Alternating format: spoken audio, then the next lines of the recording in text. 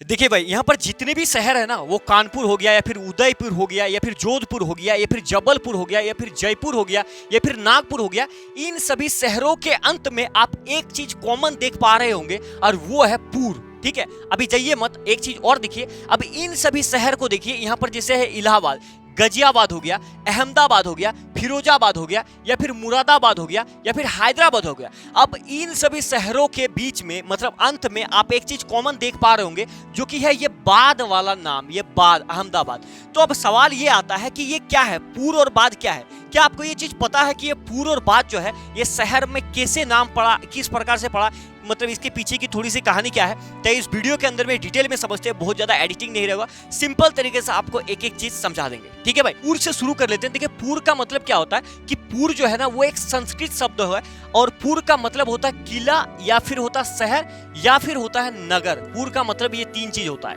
किला हो गया, शहर हो गया, फिर नगर।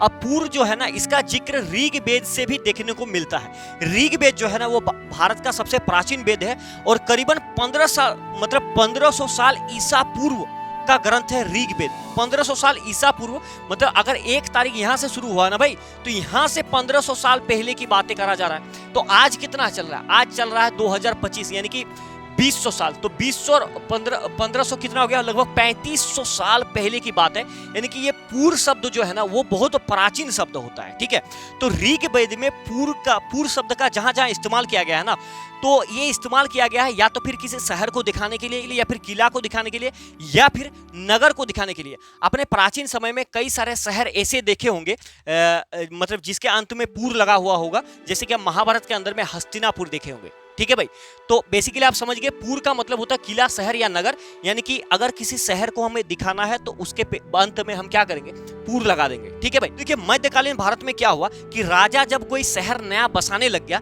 तो अपने नाम से मतलब नाम लगा दिया और उसके अंत में पूर्व लगा दिया। जैसे कि आप यहाँ पर देख पा रहे हैं कि ये जो है ये राजस्थान का जयपुर है और इसको बसाया था राजा जय सिंह ने। तो इन्होंने क्या किया, इनका नाम क्या है? राजा जय सिंह। तो इन्होंने जय ले लिया और अंत में क्या लगा दिया? पूर्व लगा दिया। तो ये शहर क्या हो गया? जयपुर।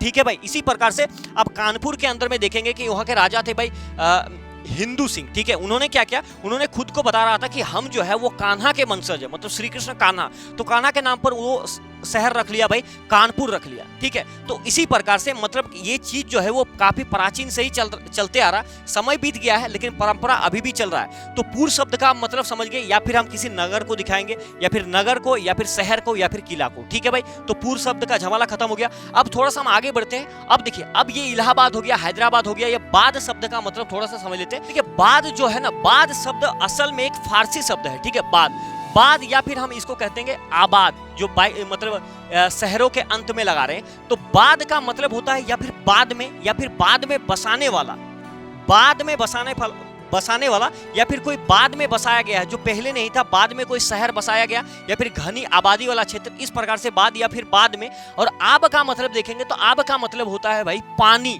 अब ये पानी का मतलब क्या है कि मान लेते हैं, ऐसा समझिए कि ये एक नदी है। ठीक है, ये एक नदी है, तो इस नदी के वजह से यहाँ पर क्या होगा कि इसके अगल बगल अगर हम शहर बसाना चाह रहे हैं तो इस नदी के वजह से मतलब खेती बाड़ी हो जाएगा, तो पब्लिक क्या होगा? सरवाइव कर लेगा, खाना पीना हो जाएगा। तो इसीलिए मतलब ये पानी का शब्द आ रहा है। ठीक है, इसको एक एग्जांपल से आप ऐसे समझ सकते हैं कि जैसे यहाँ पर देखिए मुरादाबाद, ये क्या है? ये रामगंगा नदी के किनारे है तो इसका नाम पड़ गया मुरादाबाद। बाद लग रहा है, जो शहर जो है वो पानी नदी के किनारे है इसीलिए पड़ रहा है। यहाँ पर देखिए इलाहाबाद जो है वो गंगा नदी के किनारे में है तो इसका नाम पड़ गया बाद। तो ये शब्द जो है ना बेसिकली ये बाद वाला शब्द ये मुगल काल से ही शुरू हुआ है। ठीक है, कुछ इतिहासकारों का कहना है कि मुगल काल में जब बादशाह लोग ने क्या किया कि कोई शहर नया बसाने वाला था, कोई शहर नया बसा रहा था, तो उन्होंने अपने नाम के साथ में शहर का नाम रख दिया, इसलिए थोड़ा सा और भी प्रचलित हो गया। इसका एग्जाम्पल अगर आप देखना चाहते हैं तो आप इस एग्जाम्पल को देख लिए। जैसे उत्तर प्रदेश के अंदर में एक शहर है फिरोजाबाद। ठीक है, तो यहाँ के बादशाह हुआ करते थे फिरोज शाह तुगलक।